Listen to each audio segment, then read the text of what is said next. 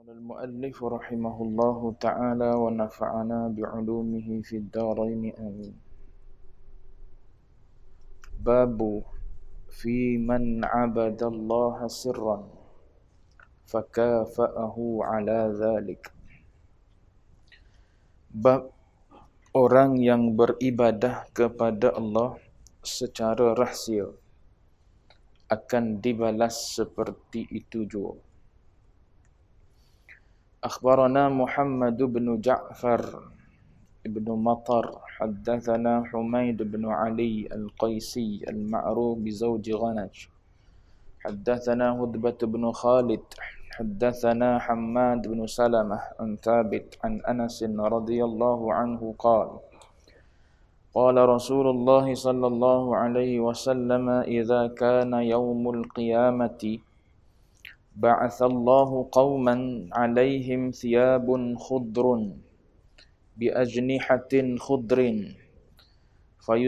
فيسقطون على حيطان الجنة فتشرف عليهم خزنة الجنة فيقولون من أنتم أما شهدتم الحساب أما شهدتم الوقوف بين يدي الله عز وجل فقالوا لا نحن قوم عبدنا الله سرا فأحب أن يدخلنا الجنة سرا. Daripada Anas radhiyallahu anhu berkata Rasulullah sallallahu alaihi wasallam bersabda, pada hari kiamat nanti Allah akan membangkitkan satu kaum yang memakai pakaian berwarna hijau dengan sayap berwarna hijau. Mereka mendarat di dinding-dinding syurga. Lantas penjaga syurga memuliakan mereka dan berkata, siapakah kamu? Adakah kamu telah menghadapi hisab, yakni hari perhitungan?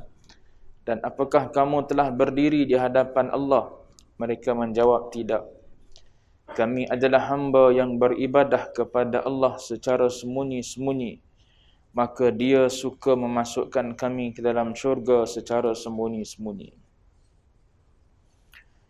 Tuan-tuan muslimin sedang jemaah yang dirahmati Allah sekalian, alhamdulillah, pertama dan selama-lamanya kita panjatkan puji syukur pada Allah. Dengan izin taufik hidayah Allah Ta'ala jua, pada malam ini kita sambung lagi bacaan kitab 40 hadis tentang tasawuf. Kita sudah berada pada hadis yang ke-23 kenaan dengan beramal, beribadah, melakukan taat secara sembunyi ataupun menyembunyikan ibadah. Itu lebih jelas, menyembunyikan ketaatan.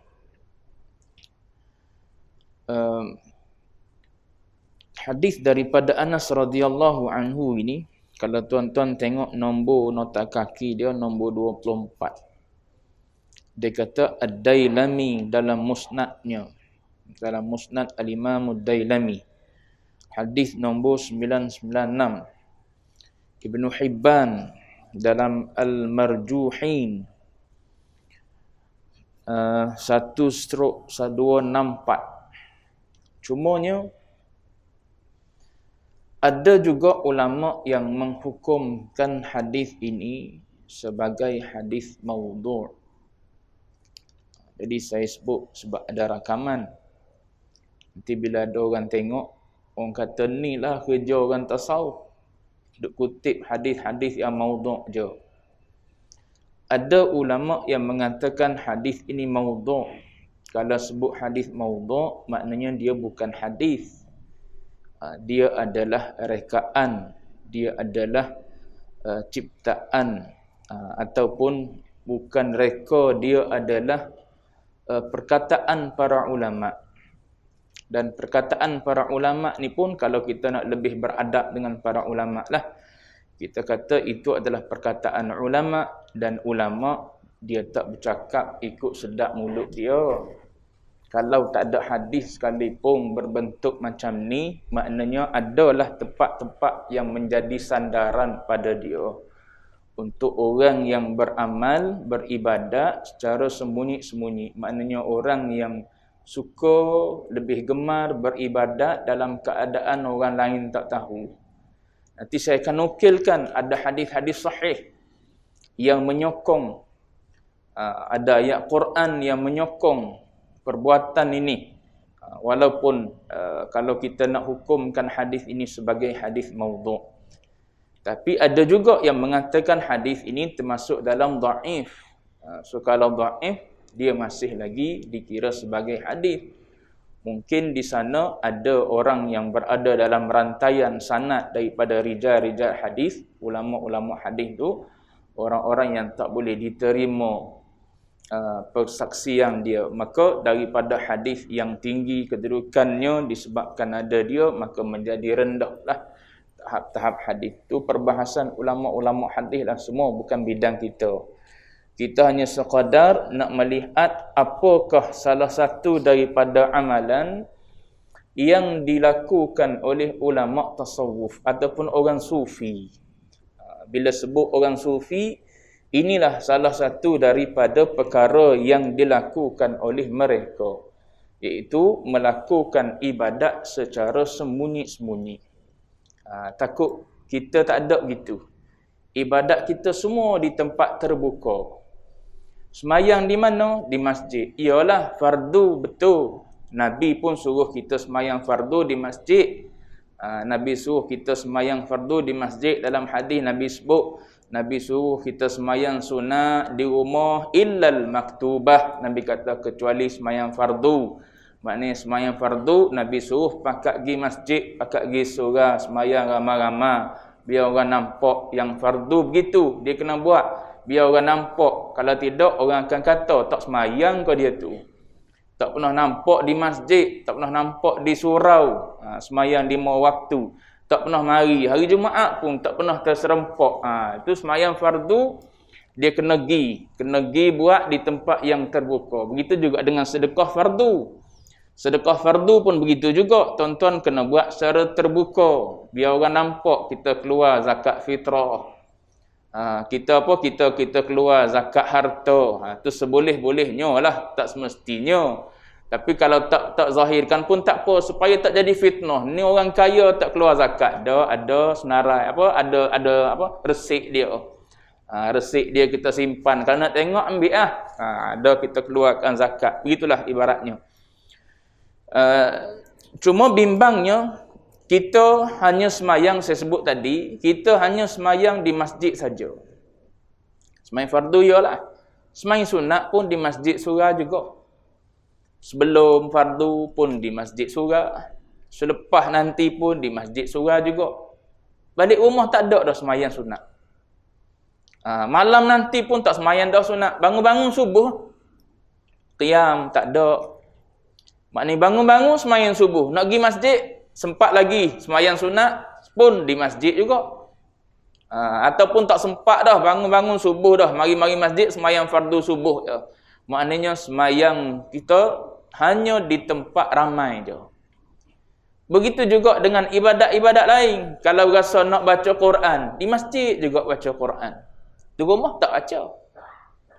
Di rumah tak ambil Quran untuk baca. Di rumah ni ibarat tempat kita hanya berehat je. Itu saya sebut contoh. Tak kata siapa-siapa. Rumah ni tempat ibaratnya kita berehat. Duduk depan TV, tenangkan fikiran, tengok cerita, balik untuk makan nasi, untuk apa? Untuk berkeluarga, untuk apa? Untuk berehat, tidur, begitu je. Tak ada amal ibadat dalam rumah kita. Dia tak jadi adat kebiasaan orang tasawuf gitu. Baik. Ini salah satu daripada hadis lah yang disebut oleh Anas, diriwayatkan oleh Anas radhiyallahu anhu. Salah satu daripada keistimewaan orang yang suka melakukan amal ibadat secara rahsia, secara sir ni maknanya secara sembunyi-sembunyi. Tak bagi tahu kepada sesiapa. Orang tak tahu pun dia beribadat. Bahkan ahli keluarga pun tak tahu dia beribadat. Tu ada tu salafus salih. Disebutkan dalam kisah-kisah salaf ni, ada salafus salih yang selama 20 tahun. 20 tahun sama. 20 tahun dia berpuasa, ahli keluarga pun tak tahu. Maknanya bini pun tak tahu dia puasa. Selang sehari 20 tahun. 20 tahun puasa selang sehari. Puasa tak puasa, puasa tak puasa, puasa berbuka, selang sehari puasa Nabi Daud AS. Seindah-indah puasa Nabi kata adalah puasa Nabi Daud. Ahli keluarga tak tahu selama 20 tahun. Dia buat macam mana? Dia kerja. Dia orang yang bekerja. Macam tuan-tuan lah. Orang yang bekerja.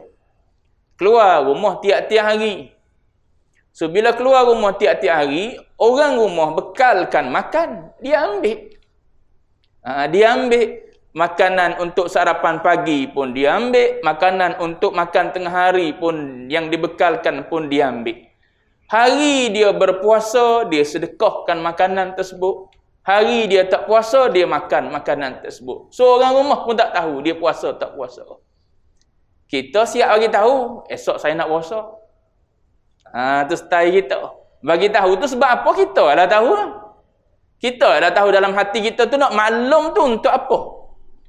Kadang-kadang dekat-dekat nak buka puasa dah, up lagi makanan. Sedap juga ni buat buka puasa petang ni.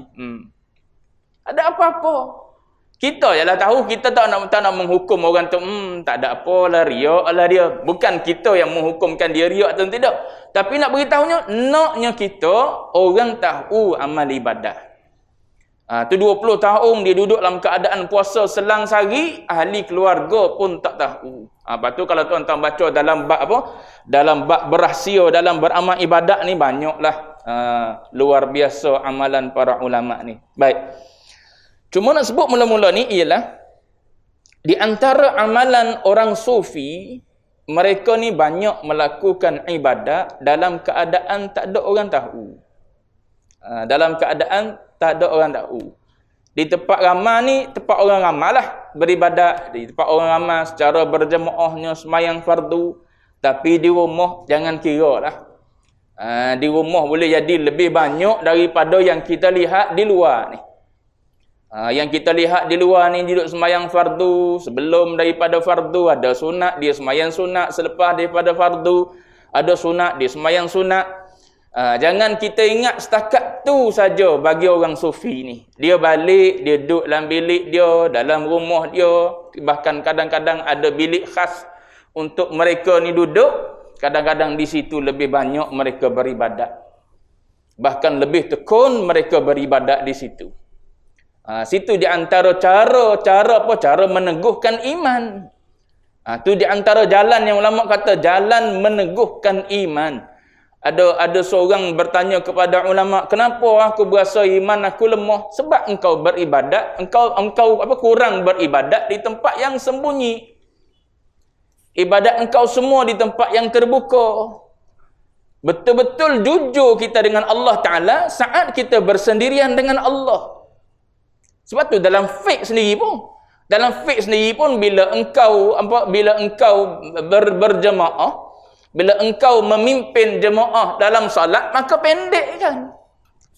Tapi bila engkau sendirian, pulang pada engkau nak sepanjang mana pun.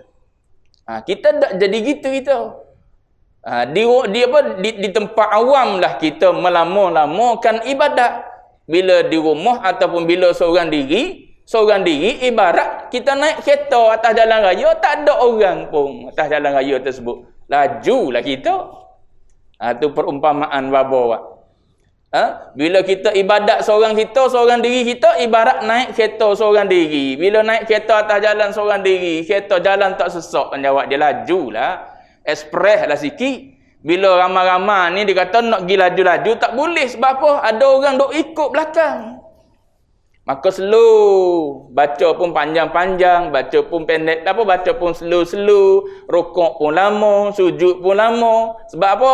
Ada orang follow penuh atas jalan raya ni, nak pergi laju macam mana? Tapi bila seorang diri laju, tu terbalik. Dalam ibadat terbalik. Dalam keadaan kita beramai-ramai, ringkas. Ringkas tu nak meraihkan ramai orang di belakang kita, macam-macam orang ada. Yang tua ada, yang ada anak kecil, ada yang nak apa, yang nak buang air, ada macam-macam lah. Yang di belakang kita tu. Maka pendek dengan meraihkan hukum hakam, bukan pendek maknanya tanpa meraihkan dah hukum hakam dia dan sebagainya. Tidak. Baik, cuma nak sebutnya dalam amalan ulama tasawuf, ulama sufi ataupun orang sufi mesti ada masa ibadat, waktu ibadat secara bersendirian. Ini kalau kita yang kita duk baca di Masjid Wiradamai itu ada satu bab dalam kitab Haqaiq Anit Tasawuf berbicara tentang khalwah. Berbicara tentang khalwah. Khalwah ni istilah Melayu kita pun ambil juga daripada Arab. Tapi Melayu kita bila sebut khalwah maknanya perbuatan yang tak baik berlaku di antara lelaki dan perempuan yang bukan mahram. Duduk berdua-duaan lelaki dan perempuan yang bukan mahram, kita panggil berkhalwah. Tapi asal makna khalwah ini ialah bersendirian dengan Tuhan. Itu makna khalwah. Itu yang disebut oleh Nabi. Awal-awal aku nak dilantik menjadi Nabi, nak dibangkitkan sebagai Nabi dan Rasul, Nabi kata hubbiba ilayyal khala. Nabi kata, mari dalam hati aku berasa suka nak menyendiri. Suka menyendiri ni satu anugerah daripada Allah Ta'ala. Yang Allah Ta'ala bubuh dalam hati orang yang dia kehendaki. Maknanya dia nak jemput tu. Dia nak jemput kita masuk ke hadrat dia. Tu dia bubuh dalam hati kita. Berasa nak bersendiri. Bersendiri tu zahir kita je nampak bersendirinya, kita duduk seorang kita. Tapi bila kita duduk baca Quran, kita sedang bercakap dengan dia. Bila kita sedang salat, kita sedang dengan dia juga. Alhamdulillahi Rabbil Alamin. Allah Ta'ala jawab, hamadani abdi. Ar-Rahmanir Rahim. Majjadani abdi. Tu Allah Ta'ala jawab. Setiap ayat kita baca dalam Fatihah tu, warid dalam hadis sahih menyebutkan Allah Ta'ala jawab. Hamadani abdi, majjadani abdi, asna alayya abdi. Ini di antara aku dengan hamba-Ku. Iyyaka na'budu wa iyyaka nasta'in. Ini di antara aku dan hamba-Ku. Urusan ni antara aku dengan dia saja. Wali abdi ma sa'al, dan bagi hamba-Ku apa yang dia nak. Lalu Allah Ta'ala ajar, mu tak pandai nak minta apa? Minta. Yang ni paling penting untukmu. Ihdinas siratal mustaqim. Pas kita tak pandai nak minta. Nak minta apa? Minta nyomo kita. Balik-balik minta nyomo, balik-balik minta nyomo. Anak kata bila ayah aku nak mati? Kita dah minta nyomo. Anak kita dah tunggu harta dah. Pas minta nyomo pula, tak bagi tahu nyomo tu dalam keadaan macam mana. Duduk dalam keadaan sakit, menyusah orang hidup pula. Menyusah anak-anak pula nak jaga. Baik tak payah hidup panjang gitu. Lebih baik mati. Minta dengan Allah Ta'ala begitu. Andai aku hidup panjang umur, menyusahkan anak-anak untuk menjaga sehingga mereka sampai ke tahap derhaka, lebih baik aku mati dulu. Kayak gitu. Tapi bunyi mati kat takut lalu. Takut lalu. Sebab apa takut tu? Sebab amal tak ada. Dah beramal lah tanya ada ni. Tak nak juga. Nak ceritanya dalam khalwah tu. Dalam khalwah waktu kita bersendirian. Sendiri tu zahir kita lah. Nampak kita duduk seorang kita dalam bilik. Tak ada siapa-siapa tahu. Hakikatnya kita berdua dengan Allah. Itu dipanggil khalwah. Kita dengan Allah Ta'ala. Kita semayang pun kita dengan Allah Ta'ala. Tak ada siapa yang tahu kita sedang beribadat. Kita dengan dia. Jujurnya kita dengan Allah Ta'ala, kita akan semayang. Macam mana kita beradab dengan Allah Ta'ala. Sekarang ni kita beribadat, indah, cantik pergerakan kita. Sebab ada orang duk tengok. Kita jadi hamba kepada pujian orang. Orang puji kita. Kita beribadat cantik. Sebab apa? Sebab kita jadi hamba pada pujian orang. Sekarang ni kita duduk dalam bilik, tak ada orang tengok. Kita seorang kita je. Andai pada masa tu kita berasa kita dengan Allah Ta'ala lebih indah solat kita. Lebih tertib solat kita. Lebih tekun solat kita. Itu yang Nabi solat malam apa? Sahabat-sahabat yang kecil cerita seolah-olah macam Nabi ni tak bangkit dah. Nabi ni mati dalam sujud ke? Tu. Sahabat-sahabat yang kecil cerita. Abdullah bin Abbas duk cerita. Macam mana solat Nabi di waktu malam tu. Nabi ni mati dalam sujud ke? Tak bangkit-bangkit lagi ni, tak bangkit-bangkit lagi daripada sujud. Diri lamanya aku tunggu. Habis surah Baqarah, masuk pula Ali Imran. Tu dia Baqarah 2 juzuk lebih dah. Apa kita Quran pun tak ada kita. Quran tak ada. Kaedah hari ni ada dah orang buat stand tu, tak beli stand di rumah. Tunggu stand nak beli di masjid. Tunggu Tik Imam kata kita nak beli stand untuk sembahyang tarawih di masjid, pakat derma lah kita. Beli untuk rumah satu. Untuk sembahyang malam kita. Kalau tak habis Quran ni. Nak habis Quran juga. Tak Quran depan juga baca depan Quran kita. Dah nak tunggu hafal, tak layak dah kita dengar umur. Kita lah katanya. Tak layak dah nak hafal Quran. Sebab apa? Umur tua. Dah baca lah depan sembahyang depan Quran. Ulama mengharuskan kan? Ada ulama yang mengharuskan. So ambil qaul yang mengharuskan solat menghadap Al-Quran sambil membaca Quran daripada mushaf. Sebab apa? Sebab nak suruh boleh baca Quran, boleh khatam Quran, satu hari satu juzuk, satu hari satu juzuk. Tu mata duk tengok Quran, pahala. Walaupun asal mata suruh tengok tempat sujud. Tapi dah kita nak perbanyakkan baca Quran, nak dapat pahala baca Quran, tengok Quran boleh pahala juga. Cuma nak sebutnya jujurnya kita waktu sendiri, itulah kejujuran yang sebenar. Kita boleh tahu kita jujur setara mana. Tapi kalau kita semayang seorang-seorang, kita laju jawab, dia tak jujur lah kita dengan Tuhan. Depan orang slow. Rokok pun lama, sujud pun lama. Baca pun tak wasal, Wakaf satu-satu. Kalau Fatihah agak wakaf 7 7 wakaf berhenti.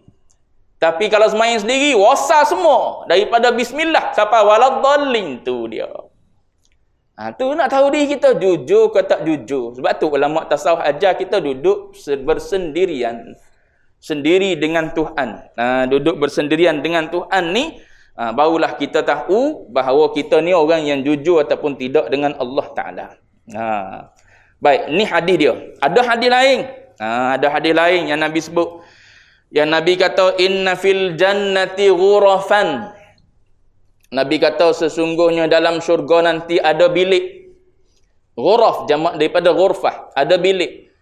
Tura zuhuruha min butuniha. Luar boleh tengok daripada dalam, dalam boleh tengok daripada luar. Maknanya clear, cermin dia. Kita duduk daripada dalam, nampak keluar, duduk di luar, nampak ke dalam. Tu ghuraf yang ada di dalam syurga. Lalu ditanya oleh seorang A'rabi, liman hiya ya Rasulullah. Untuk siapakah ghuraf ini ya Rasulullah? Maka Nabi kata ada beberapa golongan. Satu, Nabi kata liman atabal kalam. Satu, Nabi kata orang yang bicaranya baik. Payah nak cari tu zaman kita hari ni. Yang cepatnya terbit daripada mulut kita benda-benda yang tak baik. Gila. Ada biasa begitu. Sebab terlalu biasa perkataan gila.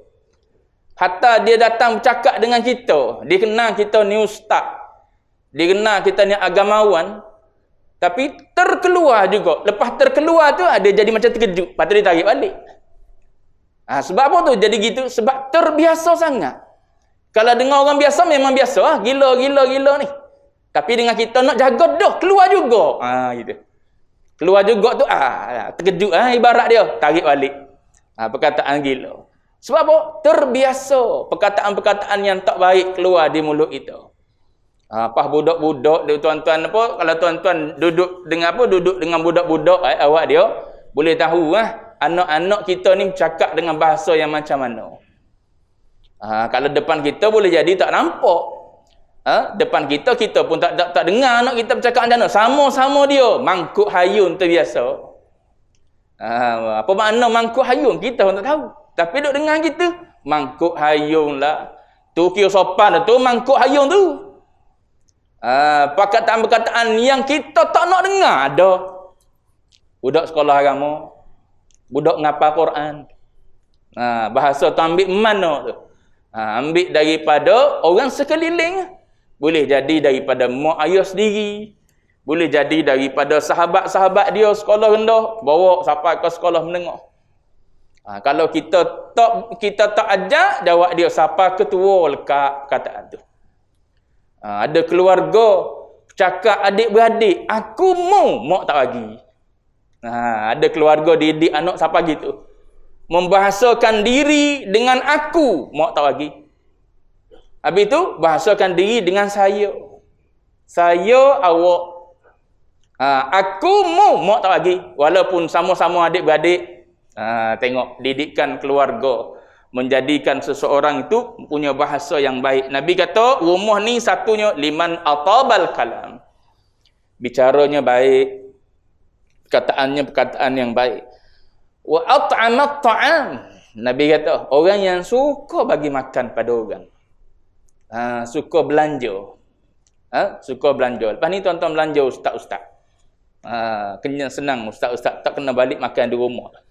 At'amat ta'am, ustaz malam lain lah, ustaz malam ni tak payah. Saya memang tak makan malam tuan-tuan. Makan malam lagi borai, ni pun borai dah ni. Wa at'amat ta'am, dan bagi makan jamu. Siapa yang paling dekat sekali dengan kita? Ahli keluarga lah.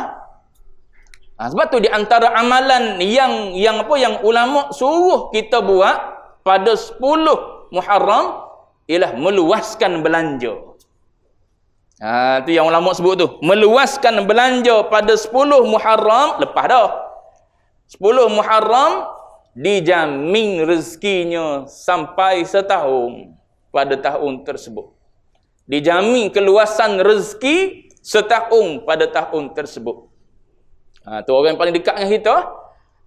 Ni dak duit bini, dah tahu dah bini kerja, guna duit awak beli.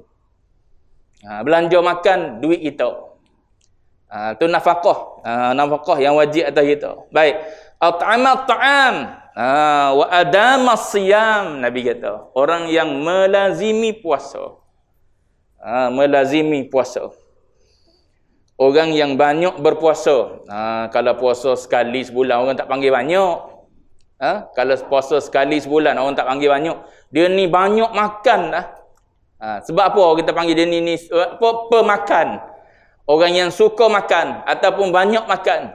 Sebab asyik makan je. Sekejap-sekejap makan, sekejap-sekejap makan. Maka kita panggil dia ni banyak makan, suka makan, pemakan dan sebagainya. Tapi kalau makan tu sekali sehari, 2 hari sekali makan, tu kita tak panggil pemakan gitu. Supaya dok banyak beribadat, maknanya banyak ibadat yang dia buat. Tapi kalau sejak semayang sunat, lepas tu esok tak buat, lusa pula semayang sunat, tu orang tak panggil banyak beribadat. Banyak dengan tak banyak tu kita boleh faham di. Wa shalla lillah, Nabi kata. Wa shalla lillahi bil laili wan nasu niyam. Yang ni yang masuk dalam hadis ni. Yang serupa dengan hadis ni. Solat apa? Solat pada waktu malam dalam keadaan manusia tidur. Ini amalan ulama tasawuf. Bahkan kalau duduk dengan syekh tak tahu bila syekh tidur. Kalau duduk dengan syekh tak tahu bila syekh tidur. Kita tidur dia tak tidur, kita bangun dia tak tidur. Bila dia tidur. Lepas tu kekuatan dia mari mana? Kekuatan dia. Kita sebab duk sandang diri kita letih lalu. Aku kalau tak tidur letih. Iya, sebab sandang diri kita. Moga kita ni sangat-sangat lemah. Sebut dah semalam. Kita ni diciptakan oleh Allah Ta'ala daripada dha'fin. Daripada lemah, maka Allah Ta'ala berilah pada kita quwwah. Summa ja'ala min ba'di dha'fin quwwah. Kemudian Allah Ta'ala jadikan daripada lemah. Lemah waktu kita keluar mana ada apa kita.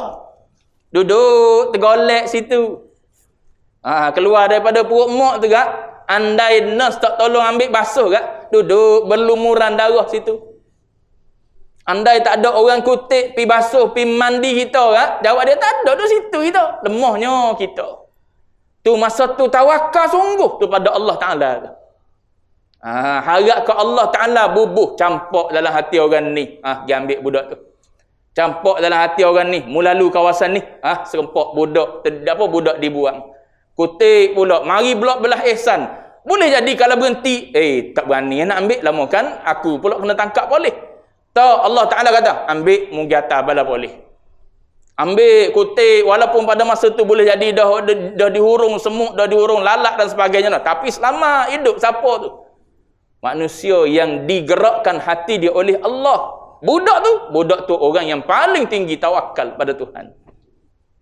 Dia tak boleh buat apa-apa, hidup senyap situ. Kemudian daripada tu Allah Ta'ala bagi kuwah. Bagi kekuatan, kita pun boleh bergerak. Mula boleh balik kiri kanan. Boleh menerak, boleh menyusul dengan dada, boleh boleh merangkak, boleh bangun bertatih, boleh jalan, boleh berlari. Kemudian Allah Ta'ala kata, selepas kuwah, dia mari pula dhaf, mari lemah pula. Mari syaibah, mari tua. Sekarang ni, patah balik pada lemah semula. Tu asal-usul kita. Lemah kita. So, orang yang lemah, ghalibnya akan bergantung dengan yang kuat. Salah satu daripada asma'ullahil husna al-qawi. Yang maha kuat adalah dia. So, minta dengan Allah Ta'ala beri kekuatan untuk buat taat pada engkau. Walau sepanjang malam, walau 2-3 jam berdiri, andai Allah Ta'ala nak ada masalah. Siang tak tidur, malam tak rehat, tak ada masalah. Berapa ramai ulama-ulama duduk dalam keadaan demikian. Berapa jam saja tidur, siang pula khidmat pada ummah. Tuan-tuan kira macam mana mereka ni boleh menghasilkan buku-buku yang banyak. Tuan-tuan bayang Al-Imam Nawawi dalam usia dia yang muda, 40-an lebih dia meninggal dunia, meninggalkan buku yang banyak. Majmuk tu tuan-tuan kira berapa jilid ada. Puluh-puluh jilid. Kalaulah dia ni tidur supaya kita tak terhasil buku. Tu khidmat dia pada ilmu. Tak tidur, tak letih kau tak tidur. Kita kira dengan ukuran kita memang letih. Orang yang hidup dengan Allah Ta'ala bagi kekuatan yang luar biasa pada dia. Tu hidup dengan al-qawi, qawilah kita. Hidup dengan al-dhaif, dhaif lah kita. Tengok orang kiri kanan kita tidur kita. Hidup dengan orang yang tak tidur, buat kerja tiap-tiap masa, kita pun jadi semangat. Tu tuan-tuan duduk dengan YB je. Duduk dengan YB je. Macam mana YB ni bagi masuk? Kalau kita agak mikir anak bini lalu dah, keluar pergi tempat kuliah lama sikit. Bini aku nak kira nasi tadi ni. Bini aku, anak aku kira roti tadi ni. Ustaz ni bila nak berhenti ni? Usi nak berhenti dah, isyak berhenti. Mikir lalu dah ustaz ni, tak habis-habis lagi ni. Pukul 8.40 lah ni. Nak duduk tunggu roti. Lapar lah, sudah lah mikir. Nak sembahyang isyak pun tak khusyuk dah. Duk mikir gardenia. Kan aku pergi kedai tak ada pula gardenia lepas ni. Ada, jangan rusing. Kalau tak ada benda Tuhan, benda yang Tuhan dah tentukan dah. Di atas dia ada. Cuma hati kita tak duduk situ. Hati kita tak duduk situ. Duk berasa kita lah yang tentukan hidup itu. Tu kenapa jadi gitu? Sebab kurangnya duduk dengan Tuhan. Kurang duduk dengan Tuhan, kurang beruzlah, kurang berkhalwah, kurang beribadat, bersendirian dengan Allah Ta'ala. Tu kata Umar bin Al-Khattab kata apa? Khudhu bihadzikum minal uzlah. Ambil habuan kamu, kata Umar, daripada uzlah, daripada kamu bersendirian. Banyak benda yang kamu boleh dapat daripada uzlah tu. Maknanya beribadat secara sendiri-sendiri, tak ada orang tahu pun kita beribadat pada Allah Ta'ala. Lepas tu banyaklah tuan-tuan boleh tengok kisah para ulama, antaranya Abu Bakar As-Siddiq sendiri, masyhur kisah Abu Bakar As-Siddiq sendiri zaman dia jadi khalifah. Zaman dia jadi khalifah, lepas main subuh je keluar. Lepas main subuh je keluar. Pergi ke mana? Pergi ke Sahara. Maknanya lepas daripada semain subuh, terus naik kereta pergi. Kalau zaman kita hari ni, masa tu dia Amirul Mukminin, maknanya dia Khalifatu Rasulillah Abu Bakar ni. Selepas wafat Nabi, naik dia pakai gelaran Khalifatu Rasulillah, pengganti Rasulullah. Lepas wafat dia, naik Umar, Khalifati Rasulillah, pengganti kepada pengganti Rasulullah. Tu Umar, gelaran Umar. Lepas tu naik Uthman, pakai lagi Khalifati Rasulillah, pengganti kepada pengganti Rasulullah. Naik Ali diguna Amirul Mukminin. Tu ketua orang yang menguruskan urusan orang-orang mukmin. Baik. Nak ceritanya ialah Abu Bakar lepas saja daripada sembahyang subuh tu pergi. Naik kereta, kalau ibarat kita zaman ini, naik kereta pergi ke satu tempat terpencil. Umar duk perhati tiap-tiap hari gitu. Satu hari dia follow. Tunggu tengok Abu Bakar ni pergi ke mana. Abu Bakar jalan kaki lah dulu. Jalan kaki. Umar pun pergi. Sembunyi. Sambil-sambil sembunyi, tengok Abu Bakar masuk satu rumah yang jauh daripada orang. Masuk situ. Lepas beberapa masa, beberapa lama, keluar. Lepas Abu Bakar keluar, Umar pula masuk. Bila Umar masuk, bunyi dah.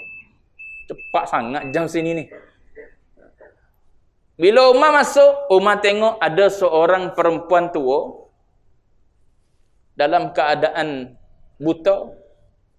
Ada seorang anak kecil duduk dengan dia.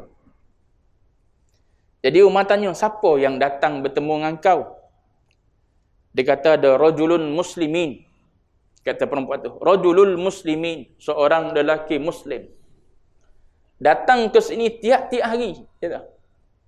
Tiap-tiap hari dia datang. Umar tanya, dia datang buat apa? Kata perempuan tu, dia datang, dia menyapu rumah. Menyapu yaknis. Dia menyapu rumah, maknanya dia mengemah rumah. Lepas daripada dia mengemah rumah, dia sebut ya'jinu ajinana. Lalu dia tolong uli tepung buat roti. Lepas daripada tu dia tolong yahlib, dia tolong tolong perah susu. Maknanya dia tolong selesaikan urusan rumah orang ni. Rumah dah kemah, makanan dah siap, minuman dah siap, lalu dia pun keluar daripada rumah tu. Bila dengar Sayyidina Umar dengar cerita daripada perempuan tu, maka kata Sayyidina Umar, dia kata laqad at'abtal khulafa'a min ba'dika ya Aba Bakrin. Apa yang kau buat ni sebenarnya engkau memenatkan khalifah yang akan datang selepas daripada engkau. Kalau engkau buat gini dah, khalifah selepas engkau lebih lagi lah kena buatnya. Sebab Abu Bakar ni orang yang paling tinggi. Andai ada Nabi selepas aku, Nabi kata, dalam ketinggian kedudukan dia tu cara dia beramal. Seorang diri keluar dalam keadaan gelap. Tuan-tuan jangan bayang zaman sekarang yang ada lampu ni. Keluar merayap dalam keadaan gelap, pergi rumah perempuan tersebut, buat kerja. Selesai kerja balik. Umar tahu sebab ikut je. Kalau tak ikut tak tahu apa kerja khalifah duk buat. Bila dia tahu tu, engkau memenatkan khalifah. Umar ulang 2-3 kali kalimah ni. Laqad at'abtal khulafa'a min ba'dika ya Aba Bakrin. Kau memenatkan khalifah. Maknanya pemerintah yang datang selepas daripada engkau ni. Kalau begini sikap cana engkau terhadap rakyat, yang datang selepas daripada engkau kena lebih lagi daripada tu. Kalau pemimpin hari ni relax kat dak tu, tak kata siapa ni tuan-tuan Sebab tuan-tuan kan nak pilihan raya. Bukan kempen ni tuan-tuan, bukan kempen. Saya sebut contoh. Macam mana mereka ni buat perbuatan tersebut dalam keadaan senyap. Tuan-tuan tengok Ali Zainal Abidin, keturunan Nabi. Malam-malam ni, selepas orang tidur semua, pikul atas belakang dia, roti pergi bagi. Rumah siapa? Aramil wal aitam. Rumah ibu-ibu tunggal, rumah anak-anak yatim. Gelap, mana ada lampu jalan dulu. Lepas sembahyang isyak kat pikul. Tak ada orang nampak dah berjalan dalam keadaan gelap itu. Bawa pergi hantar roti. Rumah apa? Rumah ibu-ibu tunggal yang kematian suami, yang bercerai dengan suami, ada anak. Kemudian rumah anak-anak yatim yang kematian ibu dan ayah dia, pergi bagi roti. Bila orang tahu dia? Mandi jenazah. Mandi jenazah dah. Pusing balik nak basuh, nak mandi jenazah ni. Tengok atas belakang ni. Atharun sawad. Ada kesan hitam. Hasil duk pikul guni. Hasil duk pikul guni. Kejut orang mandi kata, ni orang yang memikul benda ni atas belakang ni. Kalau beginilah keadaan belakang dia, maknanya orang ni kerja pikul barang ni atas belakang dia. Kami tak tahu pun dia kerja sebagai pemikul ni. Berapa lama dia buat kerja tu? Lepas daripada mati baru orang tahu dia buat kerja bagi kepada anak yatim dan ibu tunggal. Kita kena ada amalan gitu. Jangan tunggu tabung masjid je kita bagi. Ni tabung masjid, ni tabung orang ramai-ramai. Orang nak tengok belakang kita bagi.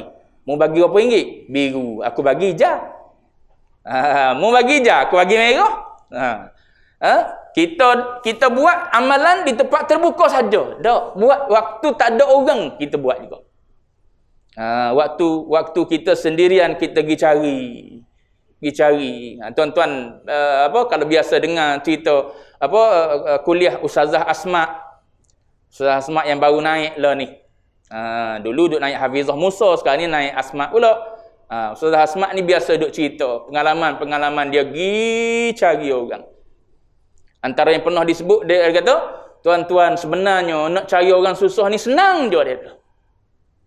Tuan-tuan ada anak, dia kata di sekolah? Ada. Okey, tuan-tuan pergi ke sekolah anak tuan-tuan, tanya cikgu mesti tahu. Mana anak murid yang mak ayah dia susah? Data mesti ada. Pergi tanya cikgu, mesti cikgu tahu, bagi tahu lalu. Saya nak list budak-budak yang yatim piatu. Budak-budak yang susah, tak boleh bayar yuran sekolah PIBG. Cikgu akan keluar senarai. Zap. Keluar. Ambil seorang dua. Seorang dua. Saya duduk dalam grup parent yang budak dah habis belajar dah. Nak masuk U. Berapa ramai? Musim hari ni nak masuk U, nak kena ada laptop terus. Kalau dulu pergi kelas. Sekarang ni kelas online. So nak kena ada laptop. Laptop yang biasa-biasa tak boleh. Nak kena yang SSD. i5 ke apa? i5 SSD. Kalau tak SSD tak laju. Lepas tu program pula kena masuk program dia bidang apa dia mengaji. Tu. Semua tu pening kepala. Awak survey dah komputer. Survey dah harga dia 2,500. Allah mahanya. Ni parent-parent duk cakap dalam grup WhatsApp ni. Saya duk ada dalam tu. Wahanya 2,500 tak apalah untuk kepentingan anak kita, korban diri kita. Tengok.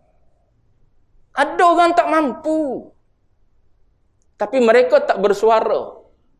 Mereka tak bersuara, mereka tak meminta-minta. Itu perangai yang bagus juga. Cuma nak beritahunya, kita yang ada mencari untuk buat sesuatu secara sembunyi-sembunyi.